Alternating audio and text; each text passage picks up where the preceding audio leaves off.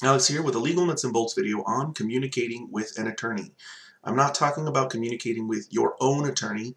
When it comes to communicating with your own attorney, you can totally disregard this video. In fact, just apply whatever etiquette and respect that you would apply to any professional that you communicate with to your attorney as well. This is for people who are representing themselves and are trying to figure out how to communicate with their opponent's attorney. This is a key, I don't know if I want to say technique, but it kind of is. Figuring out how to do this the right way so that you can actually communicate with your opponent's attorney can end up saving you so much time in a complex case. When it comes to non-child custody, you're probably not going to do this very much. And it's probably not going to be as hard either. But when it comes to child custody cases, which is what most of my viewers are in the middle of, especially the ones representing themselves, it becomes very difficult to learn how to communicate with your opponent's attorney because you see your child suffering, and most people blame their ex's attorney. A lot of people are mad at their ex, but most people feel that if their ex didn't have an attorney, they wouldn't be able to do what they're doing. They'd be totally helpless, virtually disarmed, unable to navigate the legal system. And so because of all those reasons, people place a tremendous amount of animosity on their ex's attorney. And so what happens when they communicate with that attorney when they're representing themselves is they usually use emotional pleas, trying to explain why the child's going to suffer based on what they're asking for, trying to explain how much they're hurting based on whatever they're not being allowed to do in their child custody case. All of these things are going to alienate that attorney.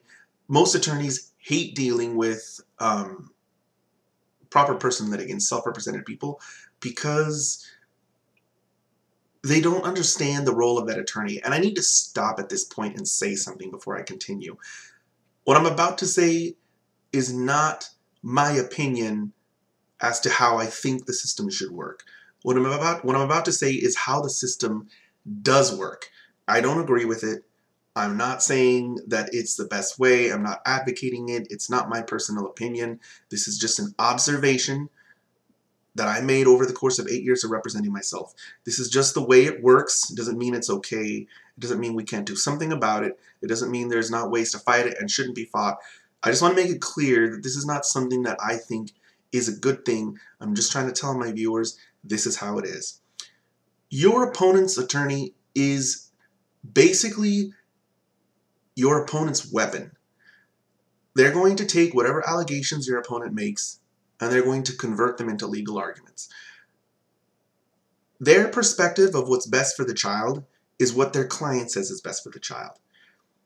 If you don't like it, they don't care, too bad. They don't represent you. You're not paying them. They haven't hired you. And a lot of this comes from what I discussed in the video, Win at All Costs, where I describe the sort of mentality that attorneys have, which is to win at all costs. That doesn't change in child custody cases, which is sad, but it doesn't. And this is a really hard video, but I think I need to cover this topic because if you can figure out how to communicate with your opponent's attorney, sometimes you can pull things off that you could not have pulled off otherwise. And this is something that I didn't realize until a couple years in, 2 or 3 years in, and by then I had already alienated my ex's attorney because there was one time she wanted to talk to me and I got all emotional and I was trying to explain how our child was suffering. And all she did was say, there's nothing I can do about that. My client says otherwise. I'm not the judge. I have to argue what she wants me to argue.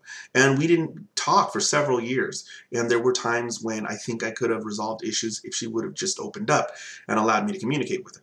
After year 3, I figured out how to communicate with attorneys, including both of my ex's attorneys. And I got a lot of stuff done that way. When you're dealing with a high conflict ex, you're going to get very little done. If they have a personality disorder or some other mental health issue, you're going to get very little done unless you just let them have what they want, which usually amounts to abuse and neglect of your child. So what would I communicate with my ex's attorney about? Anything that the rules required communication on. So if I filed an appeal and the rules said I needed to confer on a transcript request form, I would send a very simple email, 2 or 3 sentences, saying, pursuant to NRAP whatever, I need to confer with you on preparing my transcript request form. I want to include these hearings. What would you like to include? Pursuant to NRAP, we need to coordinate and confer on a joint appendix. Please get back with me if you have certain papers and pleadings you want me to include in the appendix. Here is a spreadsheet with the ones that I want to include. Other times I would communicate with her was something like, I'm preparing to file a motion to do X, Y, and Z. Here's the reasons why I want to do this. Let me know if your client will agree to stipulate, or I will be filing this within, this many days, which is actually a requirement in the 8th Judicial District Court. If you haven't seen the video, I think it's called required to coordinate or confer. You know what? I'll just post a card. It'll appear somewhere up here, so just keep an eye out for it. That's the video.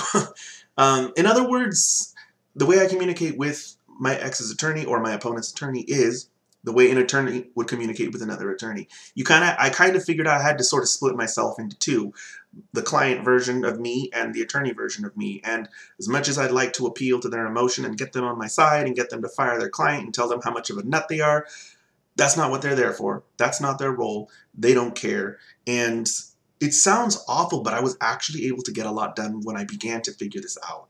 I was able to get an extension when I needed one. I was able to get settlements from my ex's attorney. I would say I'm going to file this motion to modify child support based on this statute. Here's what I want. They get back to me and say my client, which is my ex, says this. I would say it's not consistent with this statute. I would not argue. I would just say, here's my position. Most of my emails were within 2 or 3 sentences, super short, to the point, no emotional pleas, matter of fact, pretty much all law.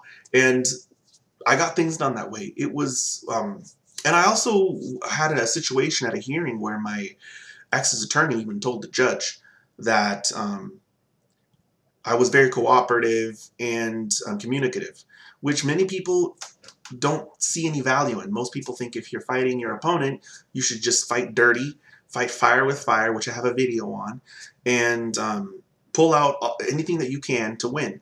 And that's not how I did it. Maybe other people do that. Maybe lawyers probably do that all the time. That's not how I did it. As I mentioned, I did a video fighting fire with fire, explaining why I don't know if that really would work. And in my case, who knows? Maybe it would have worked, but I didn't do it that way, and I was able to prevail in the end, doing things as honestly as a person can do them. So I guess this video covers it. I guess there's a little bit more to it than that, but really you just have to see, and again, this doesn't sound good, but you just have to see your opponent's attorney as a person who's just doing their job. They don't care about you, your life, your position, and sadly, I hate to say they don't care about the children, but they do care about the children. They just take what their client says as given. So, I mean, I'm sure if their client said, hey, I'm abusing my child tonight, the attorney would do something about it, probably fire their client and report them to CPS. But clients don't tell their attorneys that. They tell their attorneys all these things that are going on with the child that aren't, I mean, let's say a dishonest client tells their attorney all these lies that aren't true. The attorneys don't look into it. Again, if you want to, really look into what I think about this, watch the video, Win at All Costs. But they don't look all in. The client pays them to represent them. Their client says something's happening. They just believe them and go with it. So they think in their way they care about the child, but it's only in the sense of whatever their client says is true and their client cares about the child. They don't really investigate and figure out. I mean, that's up to the judge. This is really...